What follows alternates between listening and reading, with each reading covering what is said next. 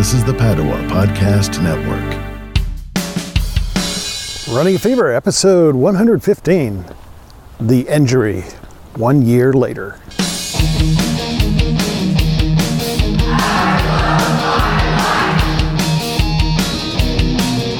Welcome to Running a Fever, a show about getting to good health, living a longer life, and enjoying it the whole time.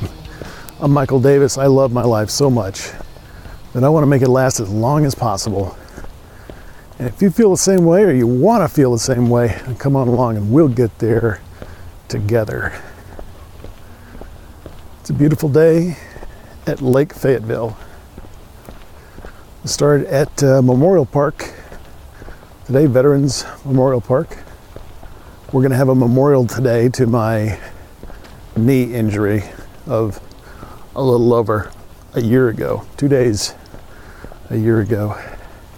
And I wanted to get a kind of different perspective because every day these days when I come out here, it's getting dark really quick. So if I want to see where I'm going, I have to start in different areas so I get the light early. I may hit the dam about sunset, but I probably won't. It'll probably already be down and dark by the time I get there. But I also wanted to start out on the non-noisy part so I could get started on the podcast right away. Got to work a little bit early today. So I was here started about 3:45. So I may have a little more light today than I normally do. Medical department. This is a mental health exercise for me anymore. I've got the new strategy. I've got strength training going on every morning, trying to put in cardio during the evenings. It's all I really need physically. Mentally, I need to get out here in nature and take this in. This last weekend, already seen the beauty that I saw. If you haven't, then check out last episode on YouTube. Queen Wilhelmina State Park is just incredibly gorgeous. Mountain views.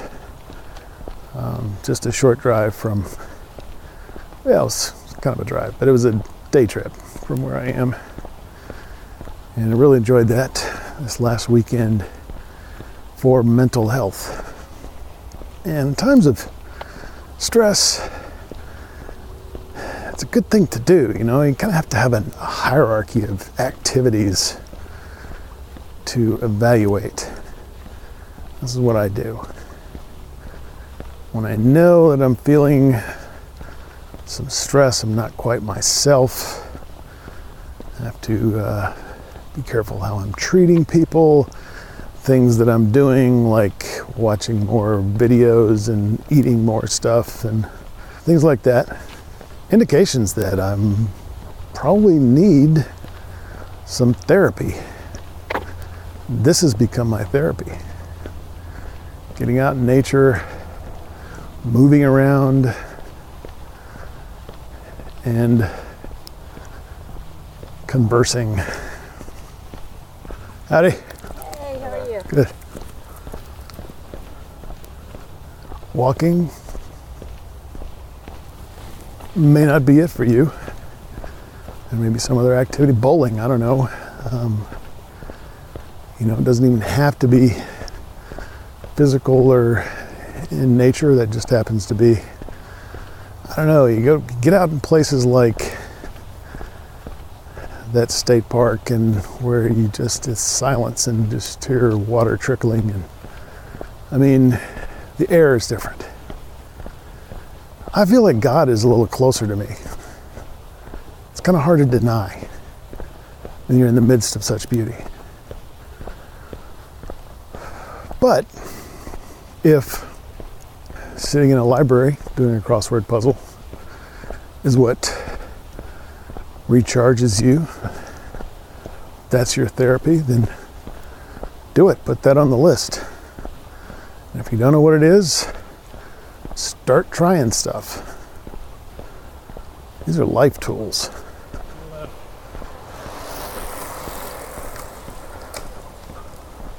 Life tools.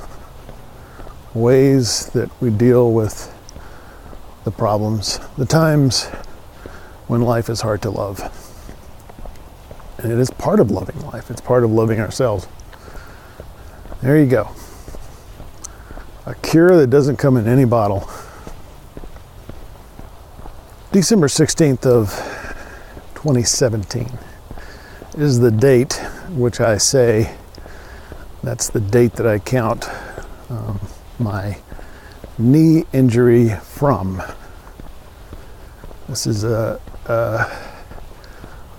wasn't a break, but it did keep me out for a while, and I learned a lot from it. It really affected my program, my workout, my physical program, and my whole attitude. And that was a big moment. Very early in the days of this podcast. In fact, a little over a month after I started the podcast, and I started exercising, walking on a regular basis. That's when it happened. At the time I was running, I was trying to run, and that also made a big difference. It's been over a year since I have run officially. I try to get pictures every time I come out here and share them with you because it's so beautiful. I mean, it's right here, just a few minutes drive from where I live in my subdivision. So yes, in the 25th episode, I believe, maybe the first mention of it, I think I might have definitely felt it at an earlier workout, but in episode 25, and if you want to go back and get some more detail on this, listen to episodes 25 through 31. And if you don't see them in your podcast app, then you can go to runningafever.com or check out the YouTube channel, runningafever.com/YouTube. So the first mention of it, episode 25, I had felt a twinge, what I called a twinge, small discomfort in my left knee right after the run. And there's not much more about it then, but at the time, I was going out every day. I mean, every single day I was going out. So there's a quick succession of what happens here. Episode 26, I talked about a tragic flaw. And I was already kind of sensing a sort of imminent doom with the tragic flaw. And it was the same week last year. So, I was in the midst of holiday preparations, the same thing that I'm doing right now. And I felt the need at that time to continue exercising, even though I'd felt pain in my knee. And, I'd talked to some people and, try to get a feel for, because, I mention very often that I do not want to get injured and be out for a long time. And I don't want to overdo it. But I also, think that might have been my tragic flaw, just wanting to continue to progress and get out there every day. Because at the time, I was also very afraid of not succeeding. I was limping in episode 26. I even talked about running twice a day in that episode. And I still tried to run in that episode. At that time, I would run for a while. I think I was up to about half a mile. So I would walk for half a mile, run for half a mile, walk for half a mile, something like that. But I said, what I don't want to do is aggravate it. And I didn't actually run. I had to stop almost immediately that day because I felt it as soon as I put my leg down. I felt it. I think the run lasted about 8 steps, something like that. It was just almost immediate. And so I got a little more serious about it.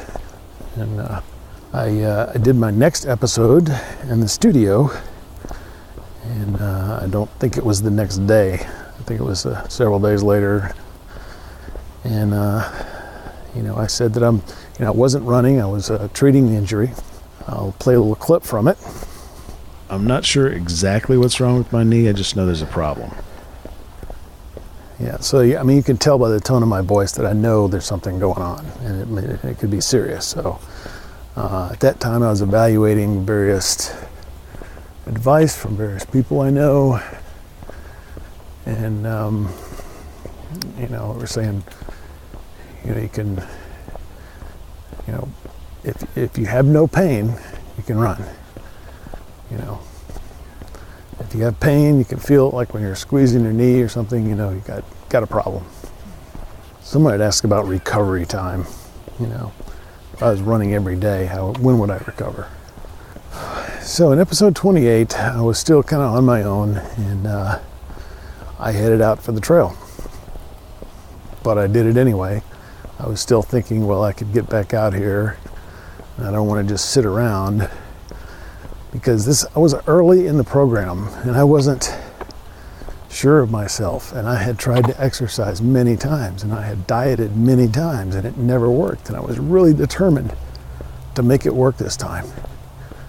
And so not working out was a big source of fear for me. I've been overdoing it in a number of ways. I'd worked on painting. I'd painted a room that day. Maybe not that big a deal normally, but when you got a bad knee, things you just shouldn't do. I was also worried about the show, as you can hear in this clip. Because what if I can't run?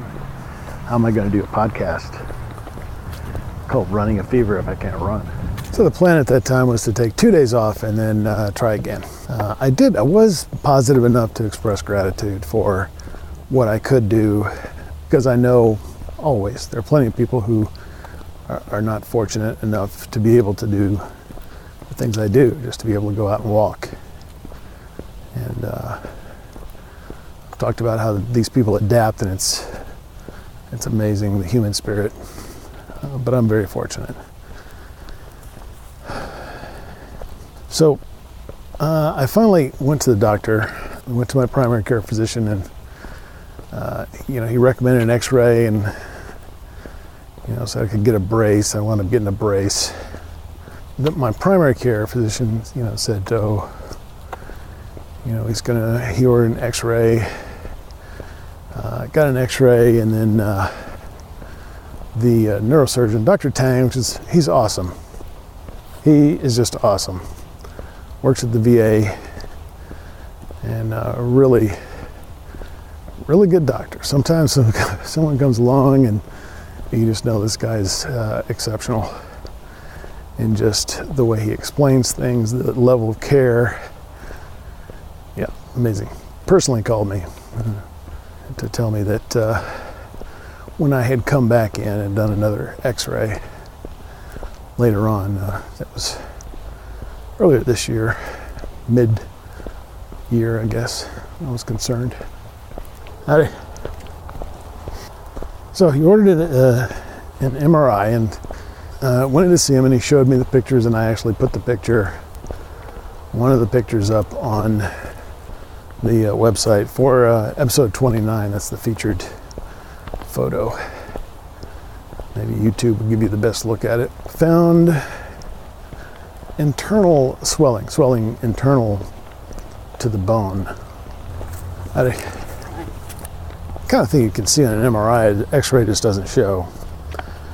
He gave me great advice on how to manage an injury. Just maybe seems like common sense. But, do this, walk, don't do too much. If it starts to hurt, pull back and start over. And the good news that I got from Dr. Tang is that I'm not going to need surgery. There's no actual fracture, although he said there were several ways to read it that might indicate that there was some sort of thickening, which indicates a healing process. So it could have been a fracture. That's what happens when you do a fracture, but there's no evidence other than that of an actual fracture. So I knew that I might be able to run someday. Possibly I could do it now. I don't know. Haven't found a need to. And incidentally, that's when I announced my participation in the first mention of the Biggest Loser contest at work. The infamous Biggest Loser contest. Started almost a year ago. And look at episode 30 was my first time actually back on the trail after 6 weeks of being out. And then in 31, which I think is called Stubborn Return, just about being stubborn. I definitely am. Talked about the plan, how I was gonna, I'm gonna go out and do a little walk, come back next week, and then maybe I'll go to 2 weeks, twice a week, and 3 times a week, and then I said I would stay at 3 times a week for the indefinite future. And actually, I don't think I went over 3 days a week. That's when I went to the new strategy and started walking once a week or once every 2 weeks. So, I'm seeing some nice white-tailed deer around here, scurrying around. Not too concerned about a human walking around. And they're getting their, I'm sure they're getting their mental health taken care of as well. There's not much to eat around here, I would think. So, I'm not sure what else they're doing, but what should I take away from this experience, looking at it in retrospect? I did the right thing. I got medical care. That's something I've been talking about ever since, getting good medical care, depending on medical professionals to do what they're trained to do. And it worked out really well in that case. Maybe I should have gone earlier. I don't know. I think I exercised some pretty decent caution. Every day, you got to have some recovery time for whatever you're doing. Even now, when I'm doing bodybuilding, I exercise one group of muscles and then I don't use it for a whole week. And I go out the next day and do something different. So, just repeatedly doing that and not having any recovery time didn't make a lot of sense. And I'll give another I told you so shout out to my dad. He told me that in episode 6 for everybody to hear. Howdy. Just hit 9,000 steps for the day, my watch tells me. So what's happened since then? Well, I'm not immune from injury, that's for sure. I'm sure I've had a couple along the way. I know that I have seen doctors and, of course, went through physical therapy and all kinds of stuff. Haven't had an injury that bad that took me out. So, I mean, my tragic flaw may still be there. Howdy. So, I've seen quite a few people, I mean, not terribly busy, but anytime it's 50 degrees in December, you're going to see people out taking advantage of it. My tragic flaw may still be there, but I have more knowledge now. I know myself and my body better. And I know about the nature of injuries and how to manage them. So it's easier for me to tell if something's serious or not. And more importantly, probably than anything else, is I now have a confidence and consistency in my workouts. So I'm no longer worried that if I miss a day, I'm never going to come back. Because I've done that a number of times. And I know it's part of the process. I'm not afraid I'll just throw it all away and slack off. If I miss one workout, even if I miss a week, it's just not that big a deal. I've been working out with weights. Sometimes I'll hurt my hand in some way, or will it be something weird? And I'll just say, well, let's take a day off and see how it goes. Maybe take 2 or 3 days off. It's no problem because in that routine, I'm going to want to gravitate back to it. And I've practiced that many times. So that's really important. If there's any question, then I feel comfortable taking a day off just to make sure I'm okay. And I'm certainly not worried anymore about the podcast being about running.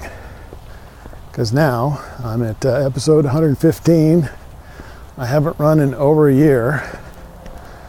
And people are still downloading Running a Fever all over the world. All over the world, as I was going to say. I was rudely interrupted by a twin prop whatever flying over beautiful Lake Fayetteville Park. We've covered topics from motivation, inspiration. We now talk about diet, medicine, and fitness. All aspects of it. I'm working out in the gym. I've taken you along on hiking. I've interviewed other people who have lost a lot of weight. I've interviewed nutritionists, taken you to a shoe store. There is all kinds of, topical material for the show, and I don't think it's ever going to run out.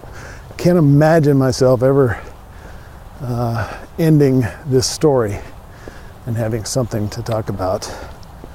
How to live a long life, longevity, and loving that life. So it's not just about running, and I don't think there's going to be we're going to be stopping Running a Fever for anything that might get in our way or try to get in our way. So, doing all right now. I'm kind of in the middle here. Haven't quite gotten to the old stomping grounds, and noisy airplanes and people keep coming my way. Oh well. If I'd wanted to avoid them, I could have just recorded this from the studio. Not what I wanted to do. Not the same feeling. It's always a pretty decent workout walking 5 miles. I mean, I'm not the fastest walker, never was the fastest runner or anything. But just covering that distance, even 80 pounds lighter than when I started, is still quite a workout. And I'm starting to feel something that's an old type of injury, which is, I don't know, a little strange. I've got kind of the numbness in my right leg and foot. I'm not sure what's causing that.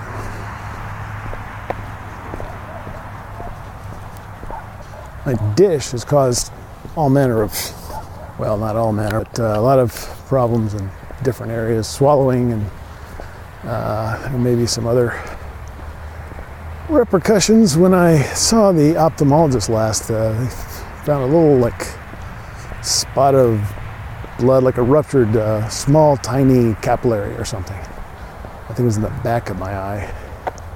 I certainly am not seeing anything in my vision, but the ophthalmologist ordered an echocardiogram and a ultrasound of my carotid artery, or my, I guess carotid, the veins in my neck and arteries and blood vessels. So I'm not sure what that's about. Sure hope to find out pretty soon when those results come in, and it just seems kind of unusual for an ophthalmologist to order something like that. They are medical doctors, so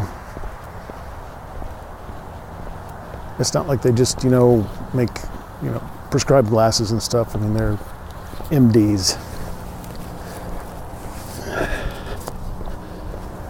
So I'm strapping on my Cyclops light. Still plenty of light, but I don't want to forget and have somebody run into me. Got it on the lowest setting. And I'm probably going to put because I've got kind of a cold feeling in my right hand as well. So may have something to do with my dish as well, because that caused a problem with my right arm. And I have been on the traction machine, getting a little more religious about that, just trying to do that once or twice a day for 10 minutes, because I think long-term consistent treatment is the only way that this situation is going to get corrected, or at least prevented from getting worse. I actually missed my morning workout in the gym today because of a breakfast appointment, and so it's good to get some exercise in. I certainly didn't want to go to the gym in the afternoon, although it's probably not as bad as I make it out to be. Haven't done that in a while. Thank you for listening to this revisit of the famous knee injury and how things have changed, what we've learned since then.